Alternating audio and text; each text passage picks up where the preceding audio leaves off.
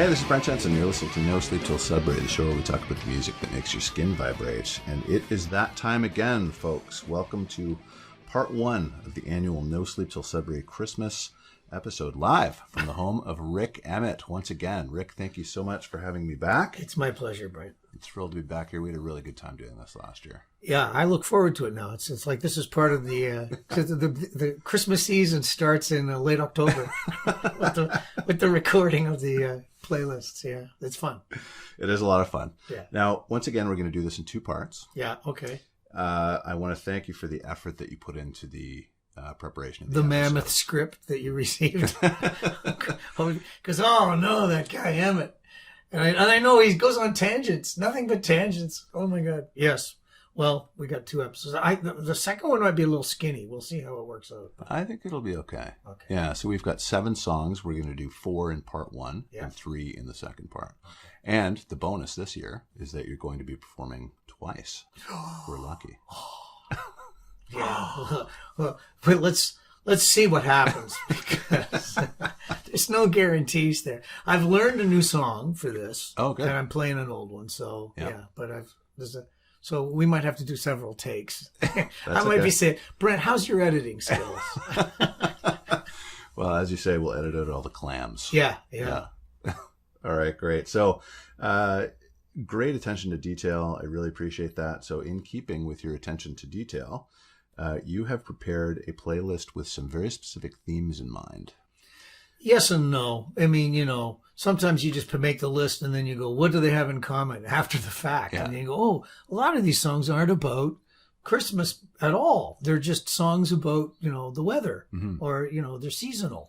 So, and that's a kind of a cool little subtopic to have. Yeah. So that was one thing that they had. And of course, in keeping with my standard way of approaching these things, because I taught songwriting at Humber for such a long time. And the whole idea was, how do you put certain kinds of songs into historical context? Right. So that's a theme that I do, is like to sort of try and give people an understanding of where the songs came from. And then of course, everything is just a leaping off point from my tangents, So that's a common theme. The tangent man will go off on some tangents for sure. Well, that's where the educational aspect of the shows come from, though, because they're entertaining, but they're also educational, because you go on tangents and all these other facts that I wasn't expecting kind of come into play.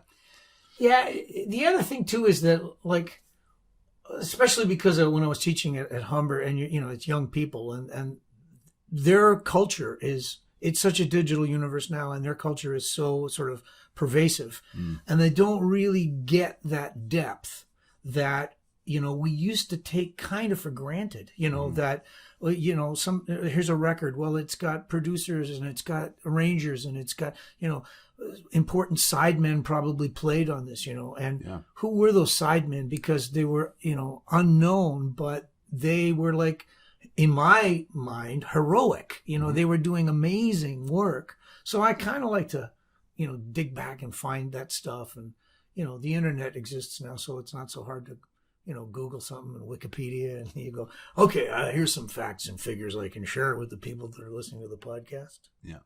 Yeah. Okay, so the opening topics, or the themes rather. Yeah. So songs that are seasonal, but not about Christmas per se. That's it. Right. Historical content we're going to talk about. Yeah. Of course, the tangents. Yes. And also we're going to do some shameless name dropping of your musicians. Yeah. Well, that's true. Yes, I'm going to do that. But to me, I guess because I sort of approach everything from the perspective of a musician, so whoever played on these things, and I think Christmas records were they've become almost the last vestige of old school recording. So a couple of the albums we're going to talk about, guys like James Taylor doing Christmas records, and Michael Bublé and that kind of stuff, they're doing it old school. So, that cast of characters that enters into old school recordings, that matters to me. Yes. Yeah. Oh, definitely. But that's the grit. That's what I love about right on. This stuff. Yeah. So, okay. So we're going to kick it off with the Christmas song, James Taylor. Yeah. And I had done that one last year too. Yes. Christmas song. And we went into the backstory about Mel Torme and all of that stuff. But this one we'll just talk about, for me, Taylor's approach to this tune and what they did in the studio. And the funny thing about Taylor's Christmas record is it actually started life as a retail gig. Mm-hmm. Like it was like his manager came to him and said, hey, Hallmark stores are willing to we can do a Christmas record for them. And, it'll be like seasonal. It'll be on all the Hallmark stores across, North America. So Taylor said, okay. Lord knows why. he said, okay. So then he did a bunch of recording. He must have got a nice, massive budget to be able to do it in the first place. And, which is probably why they went, yeah, let's do this, manager's getting a nice commission, Taylor's making a paycheck. Yeah. So they did a bunch of tunes. And, funnily enough, another, song we're going to do later, Michael Bublé, his Christmas album started it was an EP. We'll talk about that later, but when we get there. But same idea. It was a retail thing first. So, and then later on, Taylor sort of repackaged. He'd done a song on his October Road album that was a Christmas record, and so he brought that up. Have Yourself a Merry Little Christmas, and he put that into the package. And the kicker here too is, and I'm going to get to this later in the podcast. He had toyed with the idea of doing Joni Mitchell's River song, which it's one of my favorite, Christmas songs, and I love it. And Taylor had a really unique approach to it. Hallmark didn't want it on their collection because So, and we'll talk about that later. But in any case, it wasn't on the original thing that had this, but he did have the budget that he could get lots of great people to play on the record. So, on this particular track, this one that, we're talking about, which is the Christmas song from 2004, and it had Toots Thielemans, who was the guest artist, playing harmonica on it. Yeah. And I love Toots Thielemans. Like, he's just, to me, one of the greatest musicians on the planet Earth. Mm-hmm. So, but he's also got John Pizzarelli playing guitar on it. So when people are listening in the first verse, you'll hear these really lovely, tasteful, strummed jazz guitar chords that are happening. Mm-hmm. And then in a verse later, you get to sort of hear him featured a little bit again, but it's subtle. But Pizzarelli his voicings are unbelievable. And so I'm going to go on a bit of a tangent here about Pizzarelli because his dad is Bucky Pizzarelli. And Bucky played in the house bands for Johnny Carson's band on his TV show, Dick Cavett, when Cavett had a talk show. Mm-hmm. And he toured with a singer named Vaughn Monroe. This is Bucky Pizzarelli back in the day. And Vaughn Monroe is going to show up, later on in our podcast again. But, so keep that one under your hat. And Benny Goodman, he toured with Benny Goodman. Mm-hmm. So, and here's why I want to talk about Bucky Pizzarelli, because I played a gig in December of 2011 at the Iridium in New York. That gig at the Iridium, Monday nights used to be the Les Paul Trio. Les Paul used to be there. It was a house gig for him on Monday nights. Oh, wow. And so literally, like, Japanese tourists would come and fill this little basement club in New York, just off of Times Square. And he had a little trio. So he had another guitar player named Lou Pallo, mm-hmm. and an upright bass player. And that, sometimes it would switch out, but that was his trio. And he would play these gigs. So that was what the Iridium, Les Paul had passed away. They were trying to keep it going. Anyways, it was kind of a common thing that the Iridium would be able to get somebody like Bucky Pizzarelli to come in from New Jersey, drive in and be an opening act mm-hmm. for that night. So that's who my opening act is going to be. Bucky Pizzarelli. He's 85 years old, and he's got a 7-string guitar, and it's just unbelievable. Like, the guy can cook. Like, he's just burning. And they're playing old standards, like Georgia Brown and, mm-hmm. like just old stuff. But they're just killing it. Yeah. And I'm sitting back in the dressing room going, oh, no. Like, how am I ever going to follow this? This is unbelievable. But, of course, the people that are out in the house that are my fans, they're going, who is this old guy? Like, they got no idea. That's what I was going to say. Like, what was the crowd reaction? Yeah, like, it was half and half. Like, there were some people that were going, wow, that's amazing. Isn't it great that Rik would book a guy like this to open? And, they're clapping for him politely, And but I'm sitting back and I'm having a, Anyways, it was great. So he was my opening act. Yeah. That's and great. Lou Pello, he had a few drinks that night. Oh.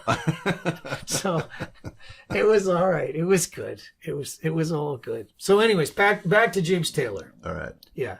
So in his band on this recording, he's got Vinnie Colaiuta playing drums. Mm-hmm. And most of your listeners are going, and I should care because, but Vinnie Colaiuta plays with Jeff Beck. Yeah. Vinnie Colaiuta played on Sting's albums and tours. Yeah. He was in the Frank Zappa big tours back in the day. He toured with, here's your CanCon connections here, Gino Vanelli, Joni Mitchell. Yeah. So, Vinnie is like crazy good. And I could go off on some tangents there, but I won't. But yeah, he's great. And Larry Golding is the piano player. And Larry Golding, to me, is a genius. And the marriage of Larry Golding's voicings that he plays on the piano with James Taylor and his voicings and his playing, it's really beautiful. It's a very seamless kind of marriage. And you can hear it in this track for sure. So, but of course, we get back to this whole thing of why do you have your show? Because of goosebumps or shivers or, however you want to describe it. So have I ever told the story of where the phrase GB factor came from? No. So shall I tell that story? Sure. This will be a long story. Of course. No, okay, please. so I'm doing a project for Guitar Player magazine. They used to put these flexi discs into the middle of the magazines. Yeah. And I'd been a columnist for a long time, and they'd sort of said, I pitched them. I said, listen, I've been writing a sort of a guitar thing, which I could envision as almost like a guitar quartet. Okay. Would you guys, be up for covering the budget if I could get Alex Lifeson to play on it, Ed Bickert, the jazz guitarist, wow, and Leona Boyd.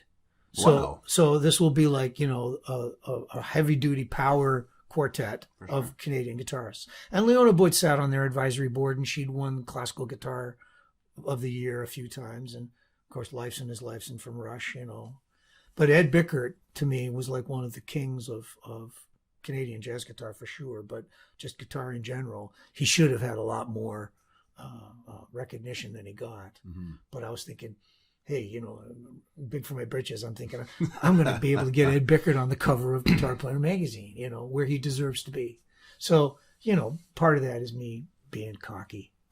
So anyhow. What year would this have been, right? 87. Okay. Yeah. So, and it would have been late 86 and then early part of the year. By the time we got around to doing it, I think it came out in the summer. Okay. Anyways, when we're mixing the thing later, Alex and I are in the studio at Metalworks in the main room, and he and I are mixing. And Alex is one of these kind of guys that he really knows his way around gear, and he loves playing with harmonizers and DDL and digital delay and all this stuff. So he's got a thing going with one of these AMS units where he's creating these regenerating echo repeats off of something that he's played, right? Okay. And, meanwhile, in the background, there's Leona and Rick and Ed, backing up Alex at this part. And he's doing it. And as he's leaning over the board and he's turning the knob on the unit and creating the things, the hair on his arm is standing straight up. Oh. And I'm kind of looking at him, and he goes, see that? And he points to he goes, GB factor. And I go, what's that? He goes, goosebumps, man. Look at that. And so the music was giving him this, that's great, visceral kind of thrill in the moment. Yeah. And I went, okay, GB factor, cool. So I, started using the phrase a lot. What a great story. Yeah. So you had No Sleep Till Sudbury. I got GB factor. I got it from Lifeson. So. That's awesome. Yeah. Yeah. I like that. So the GB factor for me in this song is when it actually is in the tag. I love the song and it would give me goosebumps in any case. But when it gets to the tag, Thielman starts playing and they're doing a thing where they're toggling the key of the song from one key to another. Doesn't matter to Toots. He can just play over anything. And at one point he plays this beautiful high soaring lick, and Taylor is singing, Merry Christmas, Merry Christmas. And then he hears this lick that Thielman's playing, and he goes, yeah.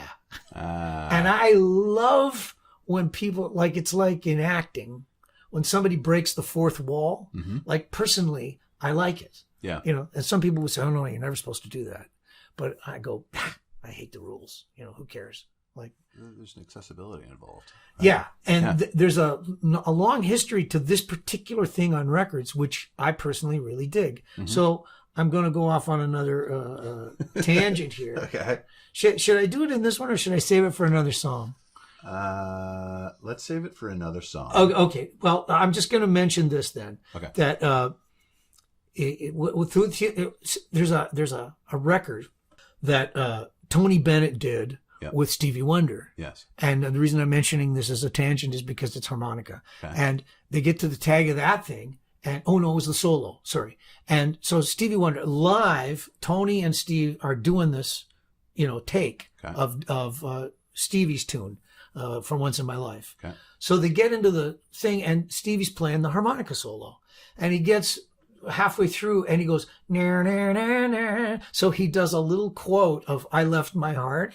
In San Francisco, yeah. Na, na, na, na, da, da, da, da, da. He doesn't play that. He just goes da da da da. Yeah. And Tony goes, and you hear him laugh. That's great. And whenever I hear that, I get goosebumps. I go, man, that's so cool that they're so good. Yeah. That they can do this live off the floor. Yeah. And then this moment happens, which is what once in a lifetime kind of little thing. Absolutely. And he laughs. And then the engineer goes, yeah, we're going to leave that in. Oh, for sure. Like the producer goes, no, that's cool. I'm going to keep that. So let's keep that in mind. There's another one coming up. Okay. So we'll talk about it when we're talking about another song. Okay. So finally, a little background on Toots. Yes. Okay. Historical background. Here, you remember I said earlier that Bucky Pizzarelli had toured with Benny Goodman? Yep. Toots toured with Benny Goodman. Okay. And that was in Europe in 1949 and 50. And that's how he kind of got known. But he made a recording of a tune called Bluesette. Do you know that song? Mm-hmm. Dum da dum dum da dum dee da da da doo dum. Great tune. So that was a hit in 61. And it's become sort of a jazz standard. Anybody that's heard the harmonica on the soundtrack of Midnight Cowboy or the theme for Sesame Street, that harmonica is Toots Thielemans. Yeah. And one of my favorite albums of all time is an album that he did with Bill Evans called Affinity. And it's piano and harmonica. And it's just Toots and Bill. And it's so good. So I recommend that to anybody if they're deciding they want to, expand their record collection to have stuff that's maybe some of the greatest records that nobody's ever heard. That's one of them. That's a great one. It's called Affinity. Well, the best thing about this is that we're encouraging people to kind of listen very, distinctly to certain parts or instruments instead of considering an entire song. I love that.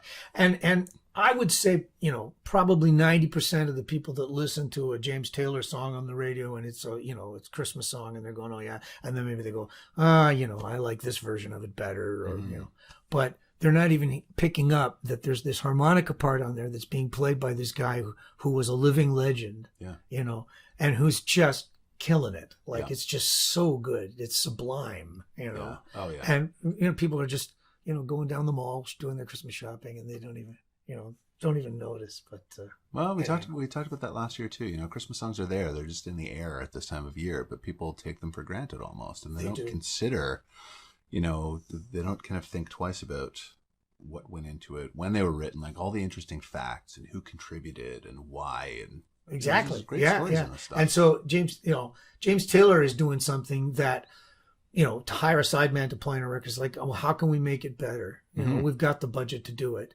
But when somebody wanted a harmonica for a Paul Simon record, who did Paul Simon hire? Toots Thielemans. Yeah. When Billy Joel wanted a harmonica player, who did he go get? Toots Thielemans. That's right.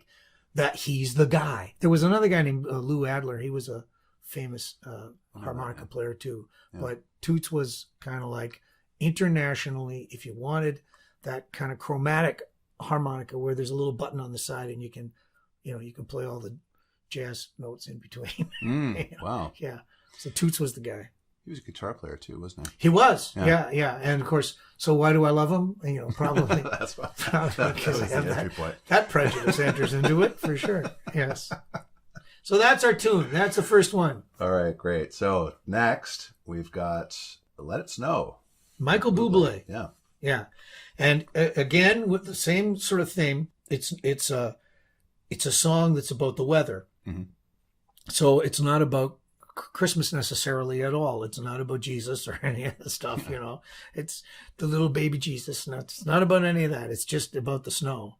And again, like the James Taylor Hallmark thing, Bublé, they cooked it up with HMV, that he was going to do this EP, 5 songs. And David Foster was involved, you know, as a producer. And so this was the sort of the title track, Let It Snow.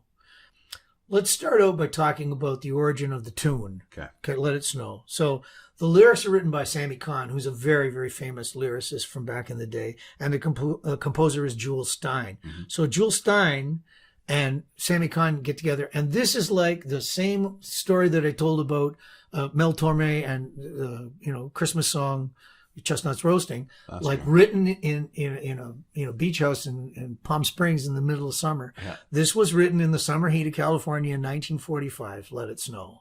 So again, these guys, you know, these sort of Jewish fellows are sitting around going, okay, how can we got to have a song for Christmas. Let's do this. You know, so they sit down and they write this thing. Yeah.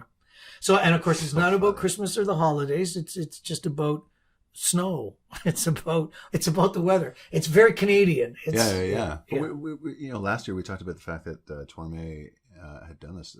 They did this to kind of cool off a little bit because it was July. Yeah.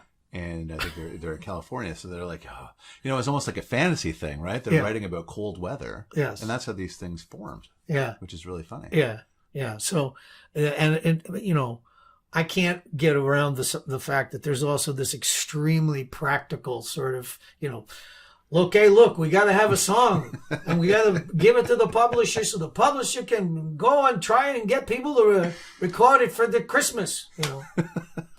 Yeah. So anyhow, 1946. So here's something that is a, you know, factoid, which I love these things. So, and you'll remember I mentioned Vaughn Monroe was a guy that Pizzarelli had played with. Mm-hmm. Okay, so Vaughn Monroe, Bucky Pizzarelli had toured with him, and he had a number 1 on Billboard with this song. He had the first number 1 with Let It Snow. But here's an interesting thing about how the industry worked back in those days. Mm-hmm. There were 3 artists in the top 10 that all had that song that year. Oh. Yeah. So competing singles in the marketplace, it still happens nowadays, but usually it gets weeded out really early. They would never all get the airplay. They would never all climb the charts at the same time, you know, and it happens in country music, but it doesn't really ever happen in pop. So anyhow, at the time, there was a Woody Herman version of it that was at number 7, and Connie Boswell, I don't know who she is. No idea. She had it at number 9. So you've got the same song is at number 1, number 7, and number 9, so all at the same time. Yeah. Wow. Yeah, it's crazy, eh? That is crazy. And because it's a seasonal song, they keep playing it into January. Yeah. And in fact, that's when it went number 1 for Vaughn Monroe. It was in January. Anyhow. Wow. Of 46. Yeah. So crazy, eh? Yeah. And just in case anybody listening doesn't think that a song like, Let It Snow, Let It Snow, Let It Snow doesn't have incredibly great long legs. In 2012, Rod Stewart had to go to number 1 for 5 weeks. Classic songs, they never go out of style. No, they really don't. And Bublé's version of it to me is surpassingly great. Mm-hmm. It's a really, really strong arrangement, you know. And Bublé has a nice delivery of it too. Like he's just like, it's in his wheelhouse, right? And part of it is that the song, when it was originally conceived by Sammy and Jewel, those 2 guys, they capture, I think of it as song prosody, that a lyric and the music is matching really, really well. Yeah. And in this case, the lyric is really sort of happy and upbeat. You know, hey, I don't care. Like, let it snow. I don't care. I'm, and there's this universal emotional kind of thing. And I used to tell my songwriting students, this is key. Like, this is what you're trying to find at the heart of your song is what is the universal emotional thing? So these, you know, universal, happy, upbeat human instincts of like comfort and warmth and like nesting kinds of things and creature comforts, you know? Mm-hmm. So, you know, Sammy writes, the fire is almost dying, but my dear, we're still goodbying. Yeah. Like that's pretty clever. That's Cole Porter clever, right? Yeah. And I think of it as the same idea. Like lately on TV, there's been a Bell commercial where they're talking about, the time you're using on your phone, and the guy is in his bedroom talking to his girlfriend. He's going, okay, you hang up. And she's in her bedroom. She goes, no, you hang up. He goes, no, you hang up. He goes, well, I could do this all night. No, you hang up.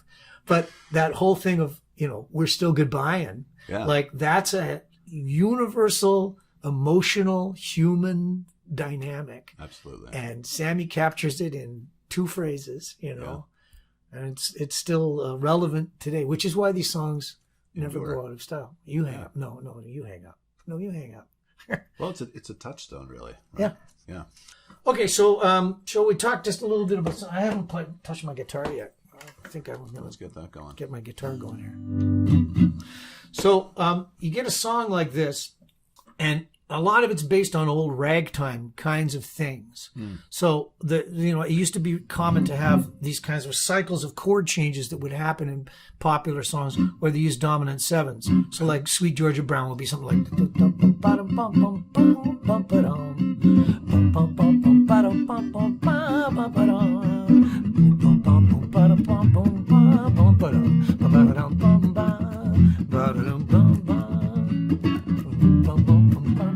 So that was kind of the thing, right? Yeah. So a song like this comes along, and these guys are the next generation along.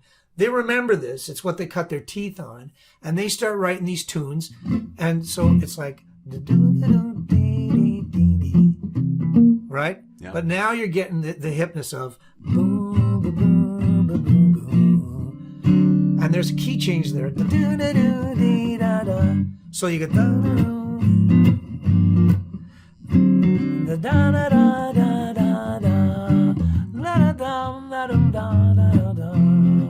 so you're getting a key change in the middle, but you're still getting these like sense of keys. So and then, which is kind of ragtimey in the way that it's constructed. Yeah. So one of the things I love about this tune is the way they have chords that'll happen at certain times to establish modulations. So your verse is in, say, key of F.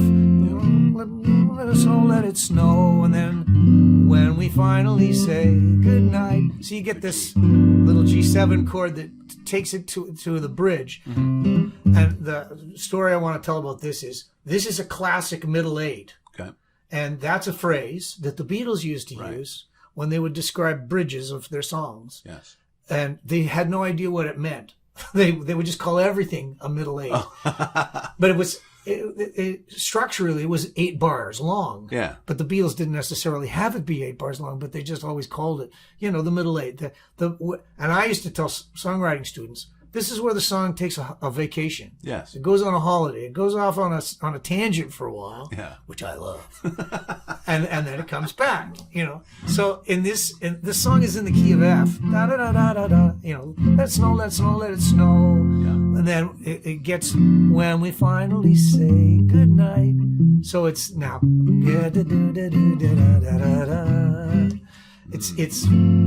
It's back. It's in the key of the 5th of the song. Da da da ba ba da. Da da da da da da da. So this is like the ragtime stuff. Mm-hmm. Like it's just making that kind of and gets back to the home key again. The fire is almost dying. Yeah, it's pretty cool the way it cycles around like that. And it makes it so that it's very easy for a listener to sort of follow the mood of what's going as it moves from verse to bridge, back out of the bridge and back into the song again. Yeah, Very cool. Yep. So the arrangement on the song that we're sending people to, it was originally David Foster in 2003 and Alan Chang, who he's a guy that has a relationship with Bublé as his piano player guy, which what Larry Golding is to James Taylor. So what Larry Golding is to James Taylor, Alan Chang is to Michael Bublé. Yeah, and this song the arrangement has a modulation at the 105 point, and it launches to the solo with Bublé's encouragement at 117. Yeah. And then it modulates again at 145. So it's got these modulations that are like stepping up, like the energy, the happiness is just building as the song goes. But this is where I was going to, come back to this thing about Bublé's encouragement. Mm-hmm. So, and I want to tell the backstory to this. Yeah, so he sings and he goes like, let it snow, let it snow, let it snow, let it snow, let it snow. And then ba-da-da-da-da, the band goes off, right? Yeah. Piano playing solo. So he sort of shouts encouragement as it launches into the middle eight. We're going to go back in history. And there was a guy that was a big part of country music history, Bob Wills. Okay. And he had a thing called the Texas Playboys. Okay. And I don't know if anybody has ever seen any footage of Bob Wills, but he seems to be psychotic. Like, he's the strangest dude. They're wearing those cowboy outfits, like the fancy shirts, and they all got the hats, and they all got the lariat neckties and stuff. Bolo ties. Yeah, whatever. Yeah, like scarves tied at their neck or whatever. Yeah.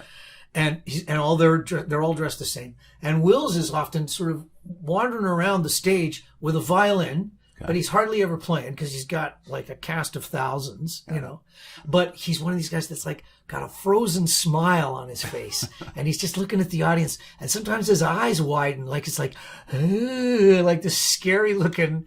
And you go, what is that? Like, it's weird that he's just being so. But every now and then he would do stuff like lean into the one central microphone that, the mandolin player would use, or the violin player would use, or the singer would use. Yeah. And he'd lean in and he'd go like, oh yeah, into the microphone, right?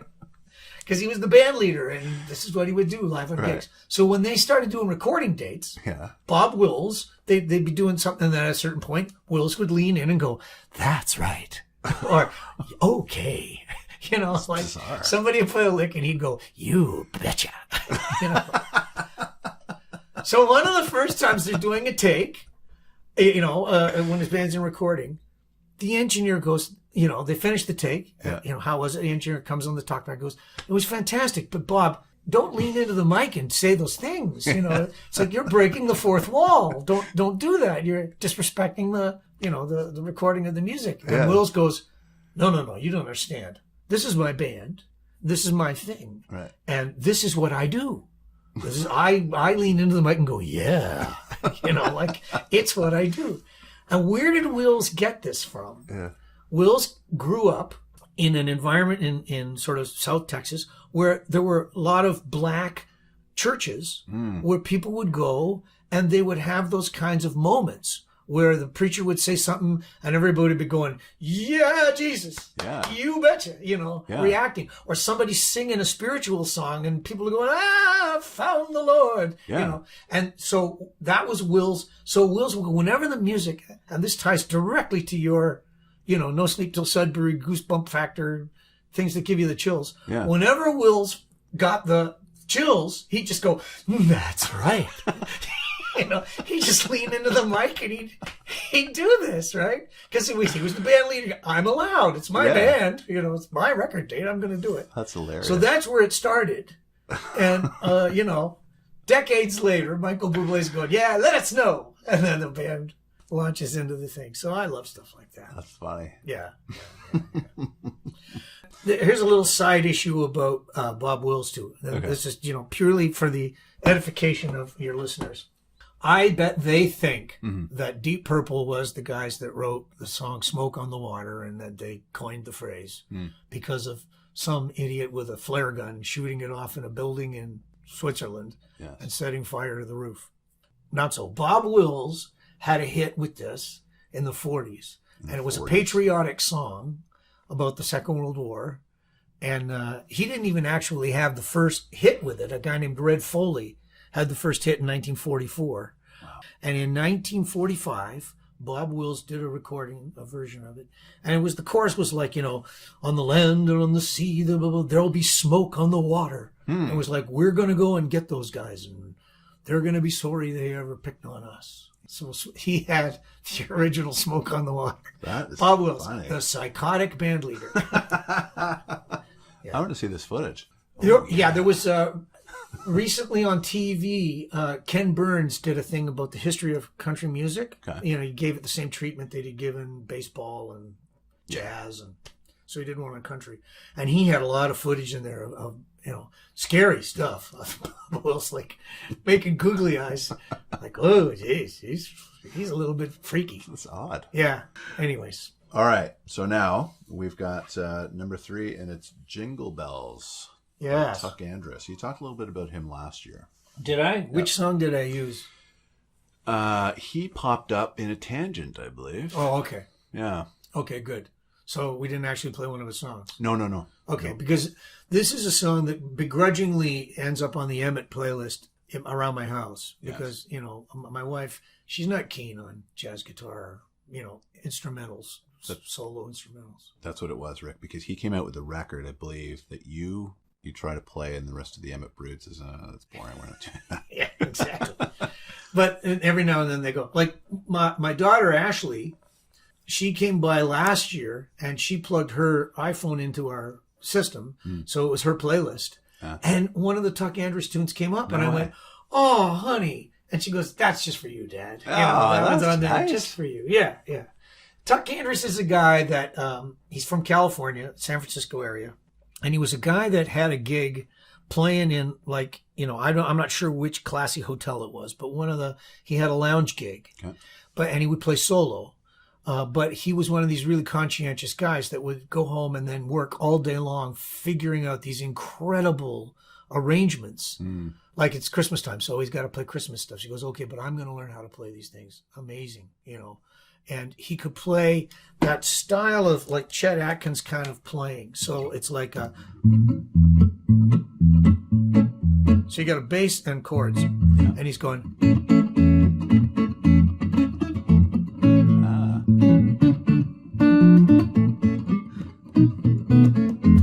You know, I'm stopping and starting, and because I can't play it.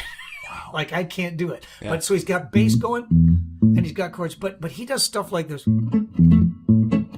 That diddle-a-dook. Oh, yeah. There's these rhythm things that he does. They're so sophisticated, and they're so, like, tricky, and your guitar technique has to be so good. Well, because the listeners can't see, you're actually finger picking all of that. Yeah, oh yeah, with nails. So, and you can see I have... Wow! Yeah. I get acrylic nails painted on, and I'm due for the backfill. So you've got, on your right hand, you've got very lengthy nails on every finger. They've grown out. They're a little long now. I should have filed them before. So those are not your natural nails? No, it's acrylic. Oh. Yeah, they get painted on. It's like a goop. Wow. And then they file it. Yeah, but they're hard as rock. Like, I'm tapping on the... Like, wow. I could drive nails with these things. Wow. Yeah. I just noticed that. Yeah. Jeez. You know who got me into this? Don Ross, the Canadian great fingerstyle guitarist. Yeah. And he was on Duke Street Records at the time that I was. And I used to complain bitterly when I was playing in rock bands and stuff. You just tear your nails to shreds on your right hand. Yeah. And Don said, well, you should go to the beauty parlor and get acrylic nails put on. And I went, what? And he went, oh, yeah. Because the first few times you go there, you're going to feel a little goofy. You know, as the ladies are sitting around with their heads under the, the dryers and all that stuff. Yeah. I said, but after a while, you get used to it. And so I've been doing it for about 30 years now. Wow. Yeah. That's incredible. Yeah. Crazy. Yeah. So anyhow, Tuck Andrus is one of those kind of guys. Fingerstyle player, that Merle Travis, Chet Atkins style of alternating bass. And so this tune is like he'll get it so that it's it's in this, that's first position, but he'll do it up here too.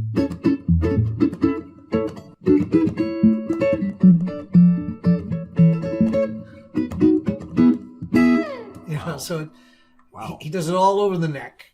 It's bopping. It just never stops. Yeah. So he's the champion woodshedder of all time. There's no doubt about it. So he is on my list. And he got signed to Windham Hill Records. Okay. And that was how he sort of became, everybody got to know about him, and Guitar Magazine started writing about him, so because he had these amazing things. And so then they go, well, hey, what else you got there, Tuck? And he goes, well, I could do a Christmas record. And they go, you could? He goes, yeah. I will call it Hymns, Carols, and Songs About Snow. So that's what it's called. The album is entitled Hymns, Carols, and Songs About Snow. Came out in 1991. Yeah. And but after that, he then formed a duo with his wife, Patty Cathcart, and she's a black singer, fantastic, So they have this duo, and they go all over the world. They're big in Japan, so they go and tour there every year, and Europe. They do festivals. So that's the story of Tuck Andrews. Cool. Yeah. All right. So we've got one more to finish off part one, and it is River, James Taylor again. Yes. This is the second most covered Joni Mitchell song. The first one being Big Yellow Taxi. You know what? I don't think so. I think maybe Clouds. Oh, really? I've looked at clouds from both sides. Yeah. Both sides now. Really? Yeah. But you may be right. Big Yellow Taxi is maybe. I just thought. Yeah. Oh, anyways, I think this is the definitive version of River, mm-hmm. because I'm going to make my argument now. All right. First of all, James Taylor, it was Joni Mitchell's friend. Yes. So that means he can take a little bit more liberties with it than others might. Second of all, that marriage of Larry Golding and James Taylor for the harmonic treatment that they give this tune, mm-hmm. phenomenal. And then for me, the crowning thing is that Taylor's voice. I've always loved James Taylor. He's one of my favorites. And I just think this is a surpassingly amazing version of the song because of his vocal. Yeah. Yeah. Tangent quickly about Blue. James Taylor and Joni were together at that time. And after this album came out, he actually pulled her aside and said, Joni, you're giving too much of yourself away in your lyrics. Really, eh? Yeah. Yeah. He was actually concerned that she was giving too much of herself away to the public. Huh. Yeah. Yeah, well, for sure, it's an extremely personal song, this one. Yeah. The River. And it's not The River, it's just River. And in truth, there's a clip you can find online now where Taylor is being interviewed and asked about the song, and he goes, "Well, I always think of this as Joni's L.A. Christmas song. Yeah, Christmas song. Yeah. But it's not about Christmas. It's really just about the Christmas season. And in a way, she's feeling bad. She's just broken up. And the scuttlebutt is that she'd broken up with Graham Nash, and that had been one of her strongest, deepest kind of relationships at the time. Yeah. And it was kind of her fault that it had broken up. And so maybe this is why James Taylor's going, I think you're giving a lot of yourself away, because I think people gravitate to this as a Christmas song because it's about dislocation. It's about human weakness and mistakes and regret and just feeling out of place. So the whole wish for escape and, running away from your problems. Christmas and New Year's it's a tough time sometimes for people. There's loneliness and regret. Yeah. And I think Joni sort of captured that sense of, and of course this goes right back to her youth when she grew up in Saskatchewan. Yeah. If I could just get a pair of skates and get on a frozen river and just skate, I can skate away from all of my problems and all of my issues. Yeah. I think she frames that in the first couple lines of the song. It's Christmas, but it's green here where I am, which is presumably LA. Exactly right. Yeah. Yeah. I've been, lately going through some personal things where the idea of Zen, trying to approach your life and be more in this moment. Mm-hmm. How can you be more just here? Present. Yeah. Because the past and the future, there are these bookends around now. And if you're in the past too much, that's sort of like the land of regret. Mm-hmm. There's no way you can be in the past and not be going, oh, that was a stupid thing I did, or I wish I'd done that different, Yeah. And then the future is where anxiety lives. Why go there? Because that may never happen. Yeah. But people go there and go, oh no, what if this happens? No, don't play what if. Yeah. Just be here now in this moment. This is where everything can be calm if you'll only let it. Mm-hmm. But don't let the past and the future intrude upon it. So I think there's a little bit of that where she's kind of, and little kids understand this, intrinsically. It's like, if I can just put on the skates and start skating, everything's fine. Everything's fine. Because I'm just here in this moment, and this moment's just about skating on the river. And the next lines have something to do with, I'm just going to make some money and get out of here kind of thing. Yes. Yeah. Make a lot of money and quit this crazy scene. You know, if you treat me right, Brent, I might sing the song for you at the end of this. But yes, and we'll get all of those lyrics because I've got a lyric sheet just here in front of me. Oh, you happen to have it just right there. Oh, geez, yeah, with chord changes written on it and everything. So I'm going to try and get my way through it. But yes, further to your point about her giving so much of herself away. Mm-hmm. She writes, I'm so hard to handle. I'm selfish and I'm sad and I think I've lost the best thing I ever had. Yeah. And like, whoa, that's diary stuff. Yeah. You know? Oh, yeah. So, yeah. Also on this record, Blue, there's a song called My Old Man, if you know that one. Oh, yes. Just got such a great change on it going into, I think, the bridge. But the lyrics are very haunting. You know, it's like just very kind of evocative because she says things like that you wouldn't normally think of, but when you picture the image, you say, "Oh my God, she's completely alone. Yes. This frying pan's too big," you know, or things like that. And it's just Jesus, like this is really kind of heart wrenching stuff. Yes, I thought maybe one of the greatest albums of all time, that Blue record. Oh yeah, for sure. And I mean, I just finished recording 18 songs of my own here in the studio. You know, just acoustic guitar and voice. And, you know, one of the albums that I told the engineer, I said, no, we're going to go for that. You know, the Johnny Cash thing that he did with Rik. I can't remember the producer's name now. Rick Rubin. Yeah. I said that thing. Or maybe, you know, like Joni Mitchell did on Blue. Wow. So, like, you, when you're going for something that's bare bones and real, that's one of the albums that artists will go, no, that's... You know, set the mold, kind of. Yeah, for Definitely. Sure. Anyhow, I think she let James take some large. I don't know if she let it. Maybe he just did it and said, "No, this is what it is." But him and James Taylor and Larry Golding came up with some really lovely. They treat it harmonically very different than she did. Mm-hmm. And when she did it on Blue, it was fairly rudimentary piano. She's not a tremendous piano player. She can, you know, get by as a songwriter on a piano. Yeah. But it wasn't like it was amazing. In fact, her version starts with Jingle Bells on the piano, like a quote of Jingle Bells. That's right. But James Taylor's starts with Good King Wenceslas, a little bit of that. So that'll be a challenge when I have to try and play that for you.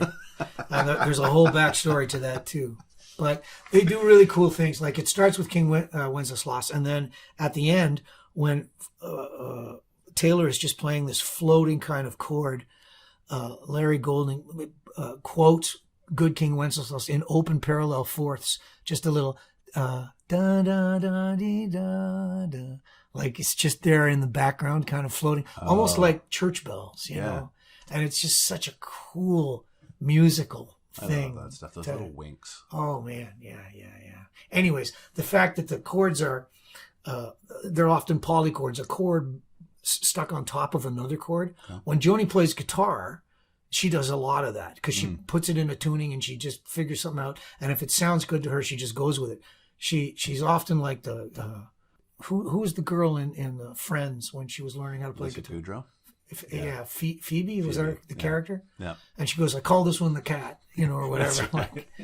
She didn't really know the names of the chords. She just knew these shapes, right? Yeah. And Joni is like that. She really just kind of invents these shapes on the tunings that she's got. So this is the idea of you get one chord on the bottom. Okay. So there's an E minor chord or E minor voicing. Yeah. I've got a capoed at 4, so it's actually a G sharp minor for you musophiles in the. So you add a 9 to that, and then they add the 7 to that, and so now you've actually got part of a B minor chord. That's B minor, but with this. So you've got 2 chords going on at once here, and sometimes you can even add that note on the top.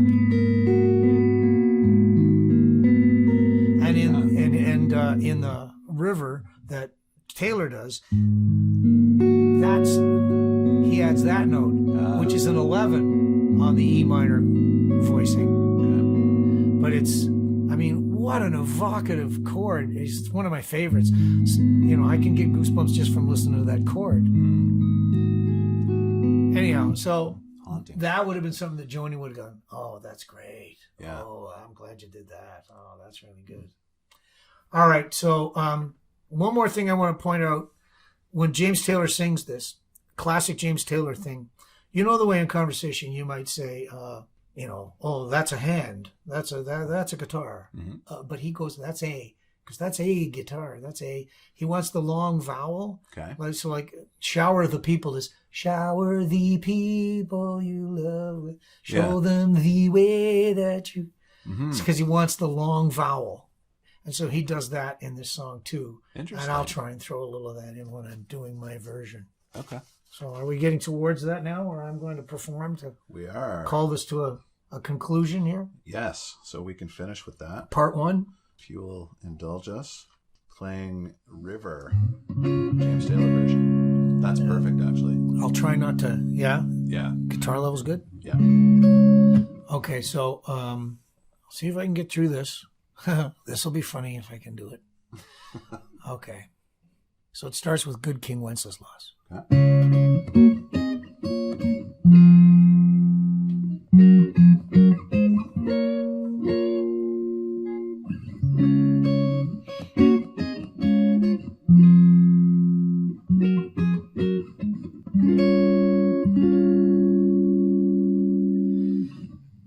It's come along Christmas.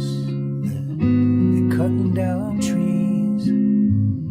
They're putting up reindeer, singing songs of joy and peace. And I wish I had a river I could skate away on.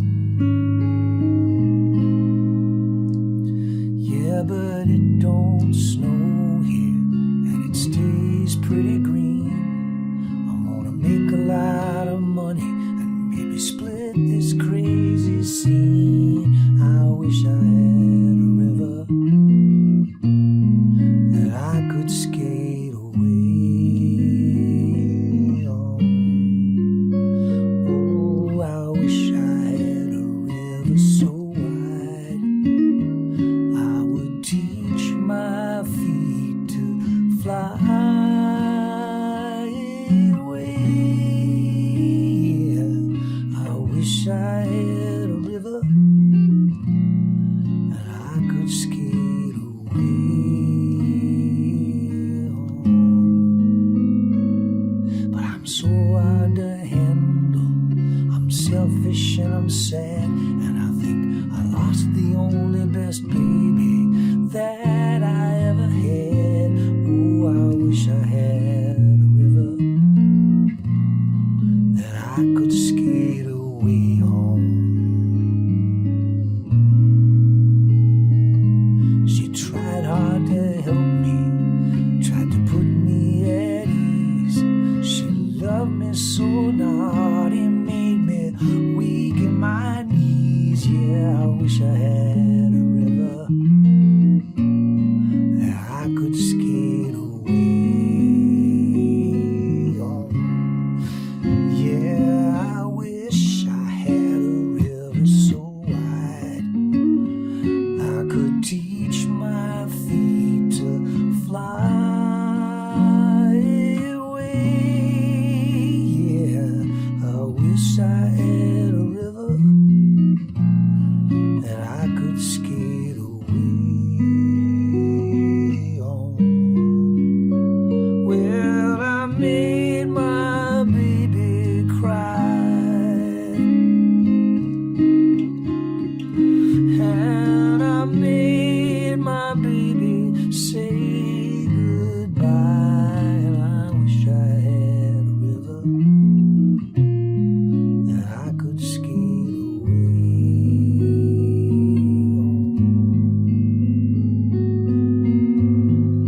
I could skate away on.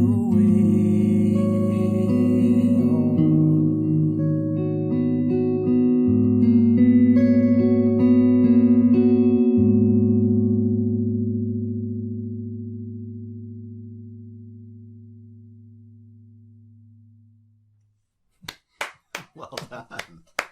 Thank you. That was great. Thank you very much. Awesome. Thank you so much for doing that. I made it without a clam. There's no clams to edit out there. It was a couple of rough It's spots, going but to be an easy edit.